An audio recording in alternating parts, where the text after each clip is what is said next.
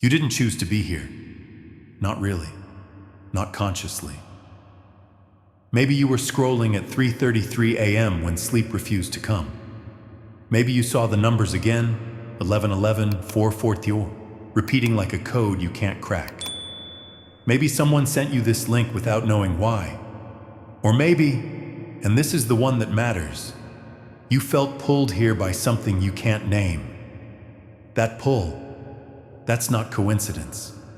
That's the field responding to you. Right now, in this exact moment, you are doing something most humans will never consciously do in their entire lives.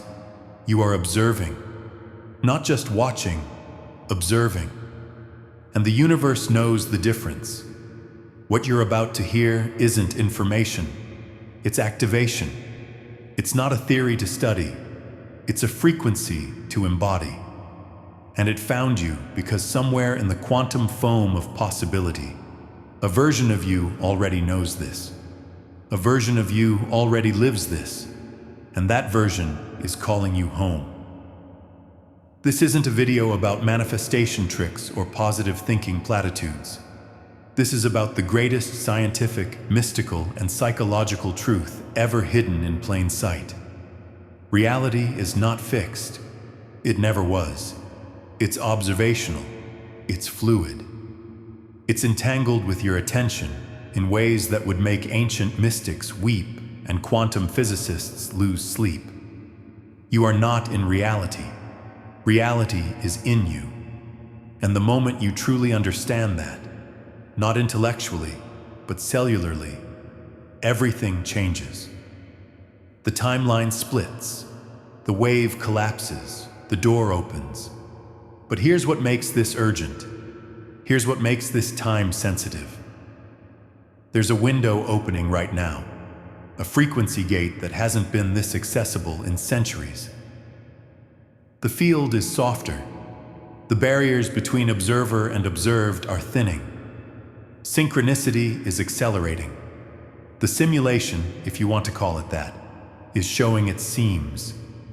And those who learn to observe deliberately, consciously, quantumly, they will navigate reality like water. They will read the signs in real time. They will become what the ancients called seers, and what the future will call something we don't have a word for yet. You're going to move through 4 stages in this transmission. From a sleep observer, the person who thinks life happens to them, to awakening observer, the person who starts noticing the patterns, to active observer, the person who realizes they're collapsing waves with every glance, to co-creator, the person who partners with reality itself, speaking its language, dancing with its rhythms, building worlds with attention alone. By the end, you won't see yourself the same way. You won't see anything the same way. So breathe. Let the room get quiet. Let your awareness expand just slightly beyond the edges of your skin. Because the universe is about to explain itself to you, and it's been waiting a very long time for you to listen. There was a moment, lost now to the sands of Chem, buried beneath the noise of empires, when a human being first realized they were not watching reality. They were creating it. Picture this. A stone chamber lit by oil lamps, the air thick with frankincense and something older, intention. A scribe sits cross-legged before papyrus, stylus in hand, and writes not what happened, but what will happen. And then, it does. Not because of magic, because of something deeper. Because attention, when focused with belief and symbolic precision, collapses probability into form. The Egyptians called this person Thoth. The Greeks called him Hermes. The secret schools called him the first observer. And what he knew, what was written in texts now hidden, burned, fragmented across mystery schools and occult libraries, was this. The universe is not a thing. It's a process. And you are not separate from that process. You are the process becoming aware of itself. This wasn't poetry to them. It was technology. Consciousness technology. They built entire systems around it. Symbols, numbers, rituals, breath patterns, geometric forms. Not because these things held power, but because they focused observation.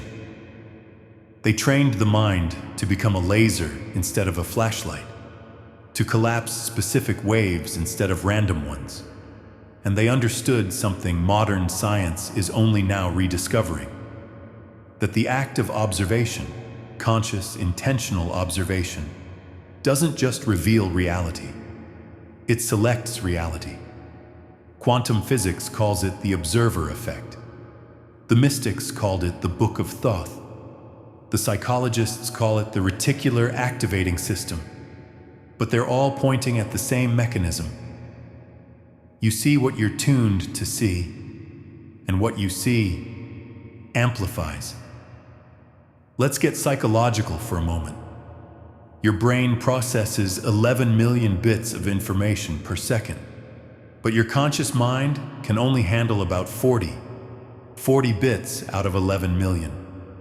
That means you're filtering out 9999% of reality at any given moment. But here's the kicker. You get to choose which 40 bits. Not always consciously.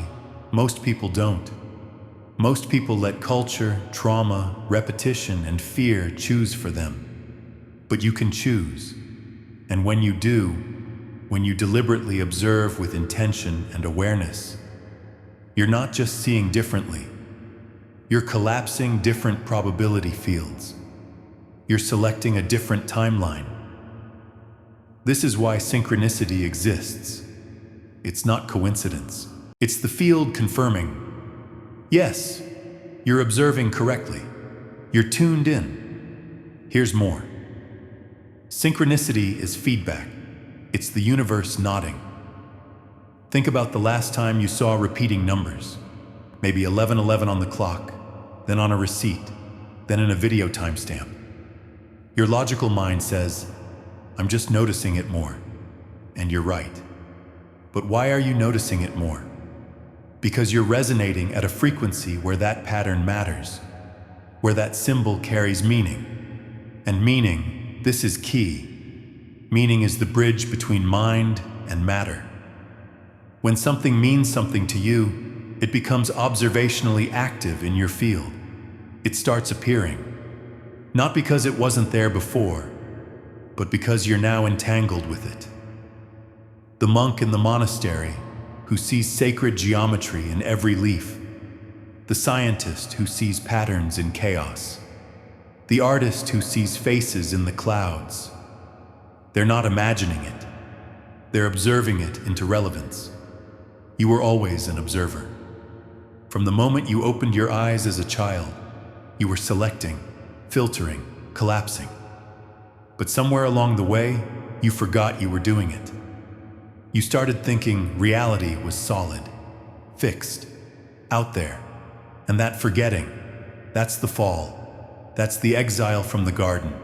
That's the amnesia every spiritual tradition talks about. But here's the beautiful part. The moment you remember, the game changes. The moment you realize you've been observing unconsciously, you can start observing consciously. And that's when the magic, the real, repeatable quantum magic begins. The ancient mystery schools knew this. That's why initiation wasn't about learning facts. It was about shifting perception, about training the eye to see beyond the veil, about becoming the kind of observer who could walk between worlds. They would spend years, decades, learning to control attention, to hold paradox, to see the symbol and the thing simultaneously, to observe without collapsing prematurely.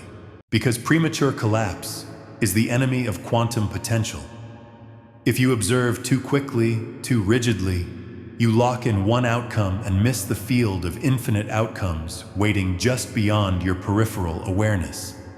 So they learned to be patient observers, curious observers, open observers. And in that openness, reality revealed itself as fluid, responsive, alive. Before we go deeper, before we enter the conflict, the shadow, the place where most observers get stuck, I want you to do something, not later, right now.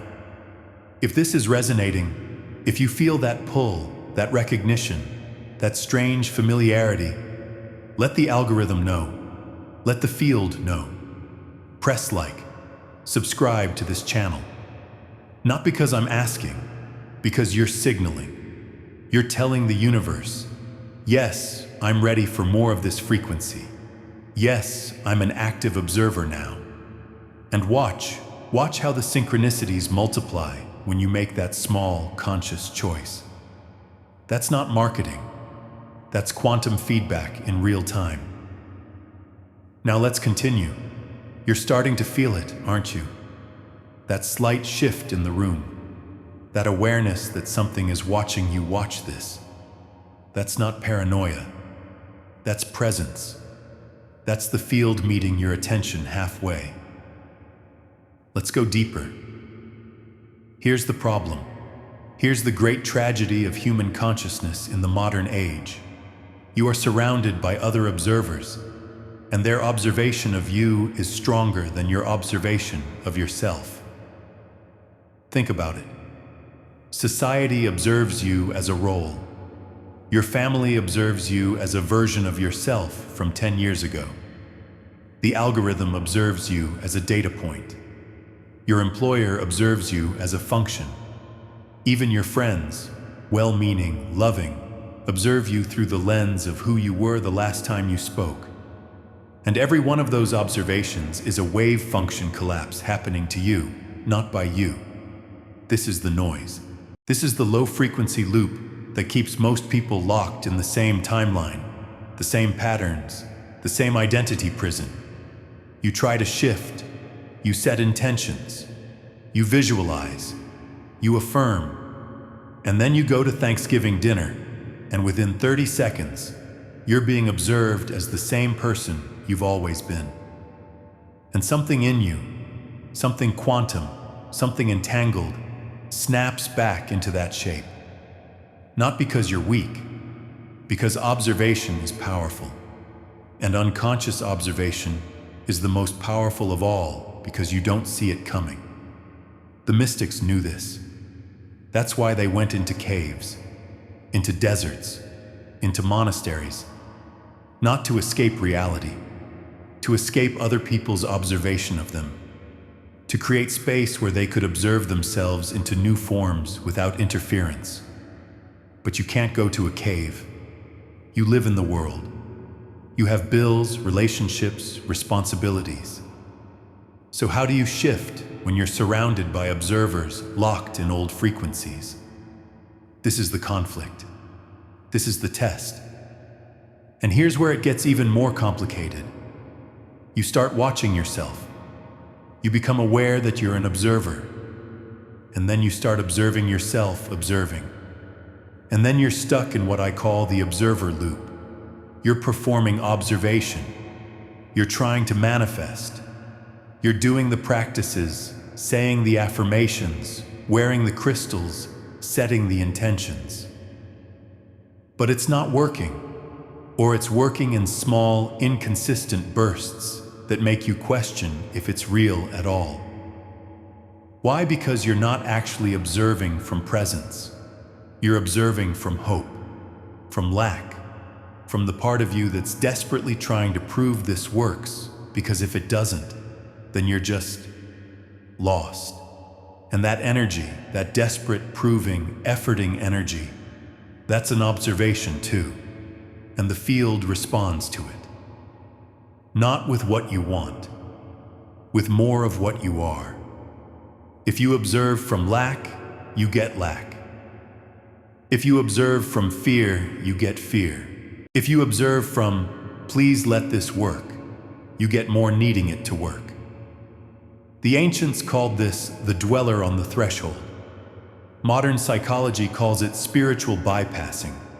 Quantum mechanics calls it observer bias. But it all points to the same trap. Unconscious observation creates accidental manifestation. You think you're focusing on abundance, but you're actually observing from scarcity. You think you're calling in love, but you're actually observing from unworthiness. You think you're shifting timelines, but you're actually reinforcing the old one by obsessing over how much you want to leave it. This is why most people can't quantum shift. Not because they're doing it wrong, because they're doing it unconsciously. And here's the deepest part of the conflict, the part that makes people turn away from this work entirely. If I am the observer, if reality is responding to me, then why does life still feel random? Why do bad things still happen? Why doesn't it work every time? That question, that honest, vulnerable, terrifying question, is where most seekers break. Because the answer is uncomfortable. The answer is, you're not the only observer. You're one observer in a field of observers.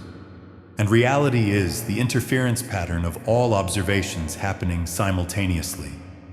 You're entangled with collective consciousness, with archetypal fields, with planetary frequencies, with the observations of everyone you've ever known and everyone you'll ever meet.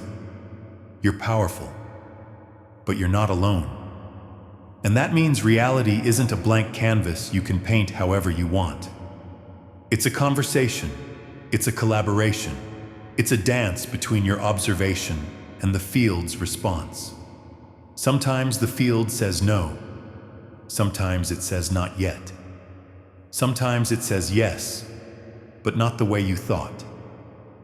And learning to read those responses, learning to distinguish between resistance and redirection, between a closed door and a different door, that's the art of advanced observation. The ancients understood this as the Book of Thoth, not a literal book, but an information field. A living intelligence that responds to consciousness, that teaches through symbol, through synchronicity, through pattern. Moderns call it the quantum field, the zero-point field, the implicate order, the Akashic records. Same thing, different language. But here's what most people miss. The field has rules. Not rules like laws, rules like grammar, like syntax, like the way music has keys and rhythms. You can't just observe anything into existence. You have to observe in a way the field recognizes, in a way that's coherent with your frequency, your history, your soul's trajectory. This is why some manifestations feel forced and others feel destined. Some are you trying to override the field, others are you aligning with it. And when you align, when you observe from resonance instead of resistance, reality doesn't just shift. It flows. But getting there requires going through the shadow, the doubt, the confrontation with every part of you that doesn't believe this is real. And here's the final piece of the conflict, the one that breaks people who get close. There comes a moment in every true observer's journey when the universe stops sending signals, when the synchronicities vanish, when the numbers stop appearing, when the dreams go quiet, and in that silence, you have to choose. Do you keep observing, even when there's no feedback? Do you hold the frequency, even when reality isn't confirming it? Or do you collapse back into doubt, into cynicism, into, I knew it was too good to be true? That silence is the final test. It's not abandonment, it's integration. It's the field checking. Are you observing because it works, or because you are an observer?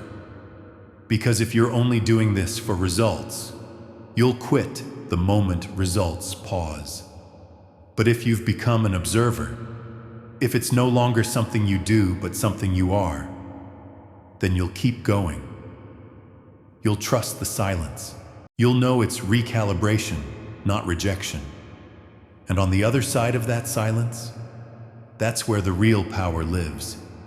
That's where you stop being someone who manifests things and become someone reality recognizes as a co-creative partner. But to get there, you have to face the conflict, the noise, the loops, the doubt, the silence. You have to see unconscious observation for what it is, the hidden enemy. And you have to choose again and again to observe consciously, even when it's hard, especially when it's hard. Because that's when the wave collapses in your favor. Not when it's easy, when you hold the observation through the resistance. Now let's talk about what happens when you do. There is a moment, a single, crystalline, unrepeatable moment, when everything inverts. When you stop trying to observe and you simply are the observer.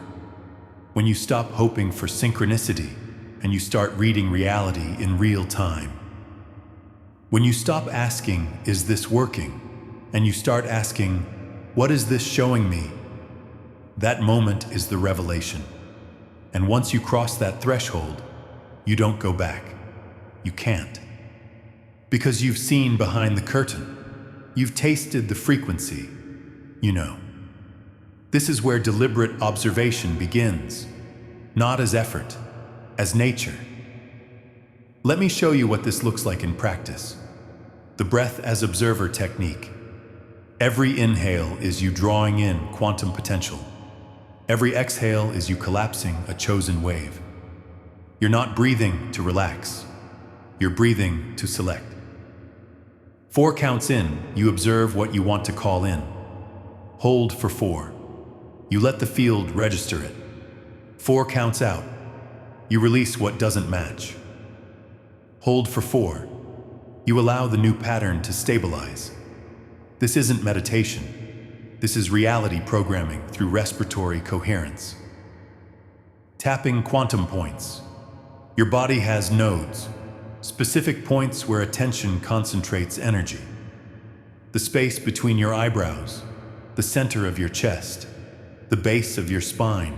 When you tap these points while holding an observation, you're not being mystical.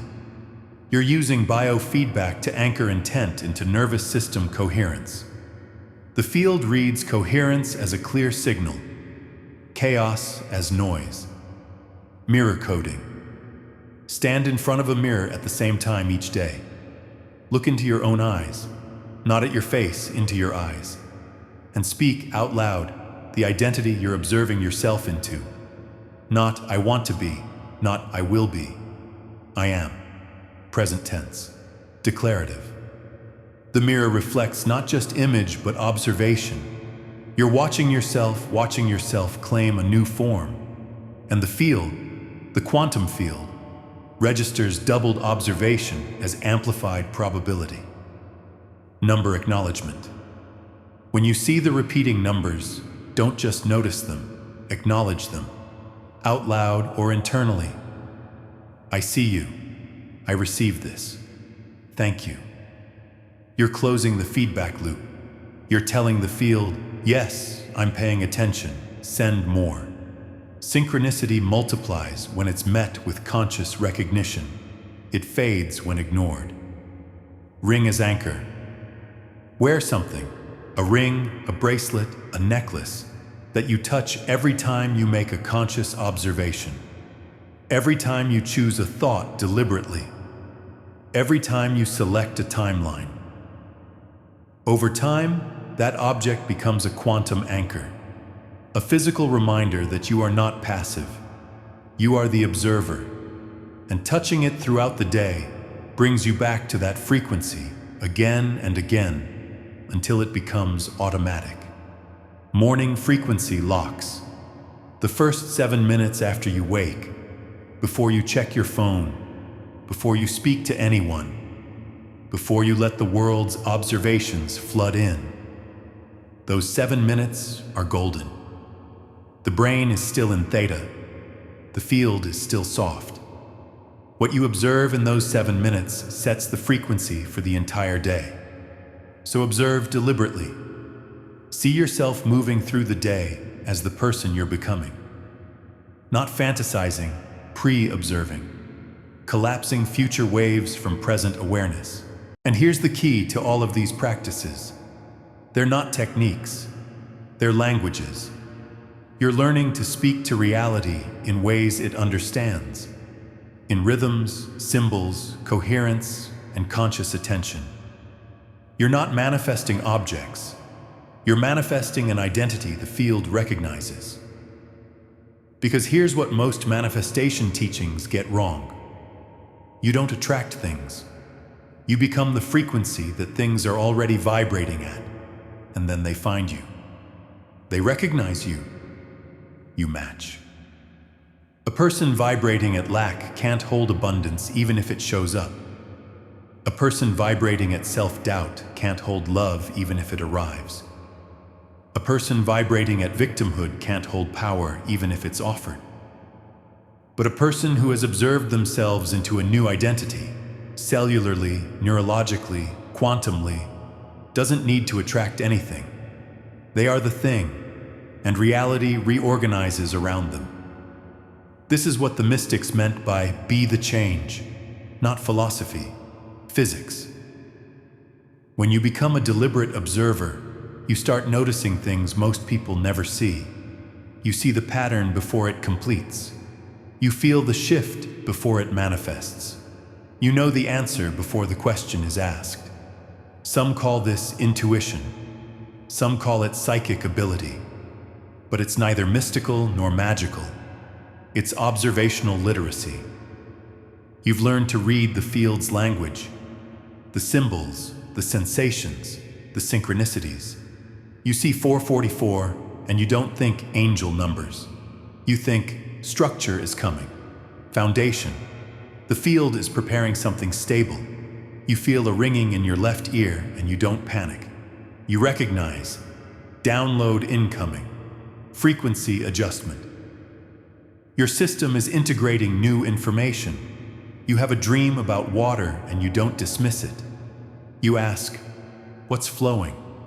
What needs to be released? What emotional pattern is the field highlighting? You've become fluent in a language most humans don't know exists. And the people who master this, who learn to read reality in real time, they are the new mystics, the new seers, the bridge between worlds. They walk through life like poets walk through language, seeing meaning everywhere, making connections invisible to others, creating beauty out of chaos simply by observing it differently. But here's the responsibility that comes with this power. Once you know you're an observer, you can't unknow it. Every thought, every glance, every moment of attention becomes a choice, a vote, a collapse. You can't be careless anymore. You can't afford unconscious loops. You can't let fear observe through you for hours and then wonder why your reality reflects fear. You have to become vigilant, not controlling, vigilant, aware, awake. And yes, that's exhausting at first. Yes, you'll slip. Yes, you'll catch yourself observing from old patterns and have to consciously redirect. But over time, over weeks, months, years of practice, it becomes effortless. It becomes who you are. You become the person who walks into a room and changes the field, who thinks a thought and watches reality ripple, who sets an intention and sees the path unfold in real time. Not because you're special, because you remembered what you always were, an observer, a co-creator, a quantum node in the infinite field of consciousness expressing itself through form. And the future, your future, humanity's future, belongs to people like this. Reality is becoming more transparent. The veil is thinning. The old structures, the ones built on unconscious observation, on fear, on separation, they're collapsing. And in their place, a new world is emerging. One where consciousness is recognized as primary, where observation is understood as creative, where the observer and the observed are seen as one continuous process. You're not here by accident. You're here because you're part of that emergence. You're one of the ones who will navigate the shift, who will read the signs, who will help others remember. And it starts now, today, this moment, with one simple quantum choice: to observe consciously. Let's come back to where we started, to that pull, that signal, that strange recognition that brought you here. You thought you were looking for information, but you were actually looking for confirmation. Confirmation that what you've been sensing is real, that the synchronicities aren't coincidence, that the numbers, the dreams, the strange knowing, it all means something. And it does. It means you're waking up. It means the observer in you is remembering. You've moved through the journey.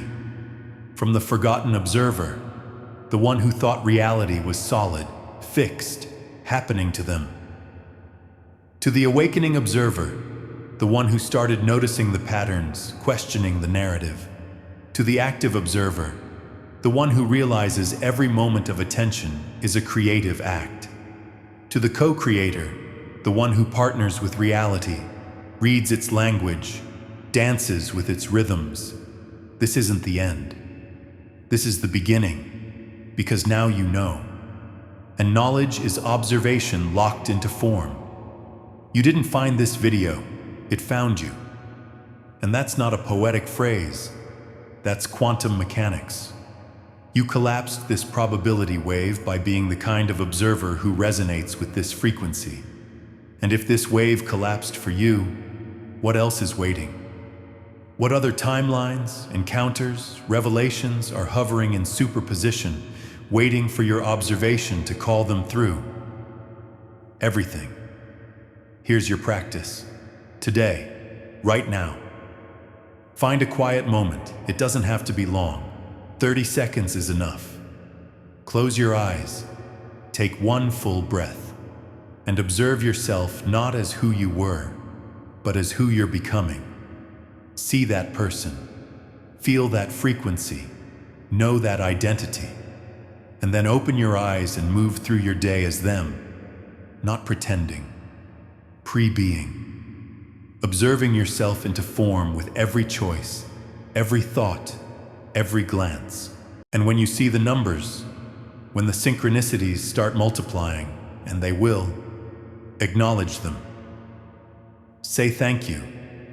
Close the loop. You're not learning a technique.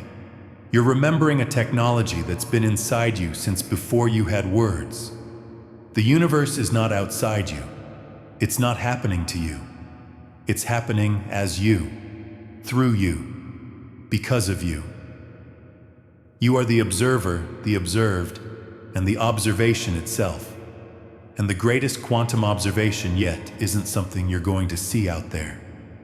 It's the one you make right now, looking back at yourself, realizing, I was never separate. I was never powerless. I was never lost.